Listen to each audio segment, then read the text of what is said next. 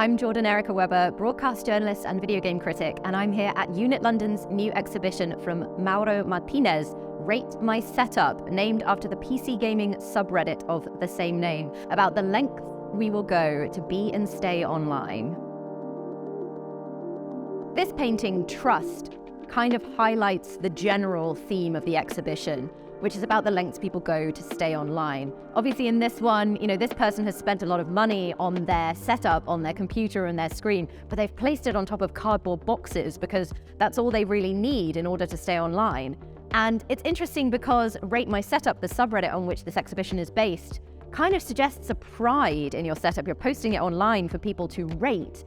Unit London has really added to Mauro's work with this exhibition by creating these physical replicas of some of the setups that Mauro has depicted in his paintings. This is a physical replica of the setup depicted in Trust, and it really shows the precarity that Mauro was trying to express. The computer and the monitor look like they're about to collapse. And the reason that Mauro painted this setup in particular was because he wanted to explore the precariousness of our relationship with the online world, the faith that we put into this online world that we expect to fulfill all our needs when it's an incredibly precarious setup, either physically or virtually.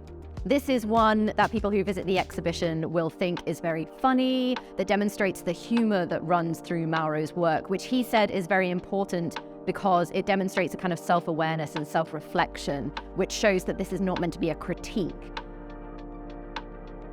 One of the first works that you see when you come into the exhibition is this painting Threshold, which really interested me because of the juxtaposition between the physical activity on the screen and the hints of physical activity in the background of the painting as well. So on the screen you have this game Skate 3, a skateboarding game, but obviously one that you play sat down holding a controller.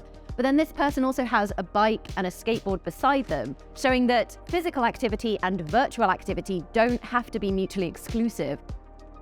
I really love all of these untitled studies, the kind of snapshots of people who play video games, their moment in their lives. I was particularly drawn to this one of the person sitting cross-legged in a drawer from a chest of drawers with their laptop on the top of it. Initially I was thinking about that people might see this and think, oh, how uncomfortable. For me personally, for physical reasons, that actually is quite a comfortable pose. But when I talked to Mauro about it, he was talking about how we all feel the need to carve out a space that is ours. This painting, My Pillow, really demonstrates the contrasts that run through the exhibition from Mauro. So in this one in particular, the screen is turned off, and the vibrant part of the painting is this pillow and the bed on which it lays. Interestingly, this is perhaps the only face that we see in this exhibition, highlighting this fake person who is left when you turn off the screen. Mauro told me that what he wanted to do was just show that there are different parts to a person's life. There's the part where they play video games online, there's the part where they turn the screen off and they lie down with their pillow. One thing I really like about this one is the prevalence of the wires, which also ran through Mauro's last exhibition, The Last Man. Mauro compares wires like this to arteries, kind of anthropomorphizing the setups that kind of reach out and allow us access into this virtual world that so many people find solace in. One thing I wondered about this exhibition is why Mauro used oil paints, such an old medium for such a contemporary subject. When I asked Mauro about it, he said maybe his intention actually was to bring the perceived prestige of oil paints down, to make them less academic. He paints because it's fun and it helped him out of addiction as well, which also made the subjects in these found photos very relatable to him. These are people who have found something that for them is fun, that for them fulfills their needs in a way that the real world didn't.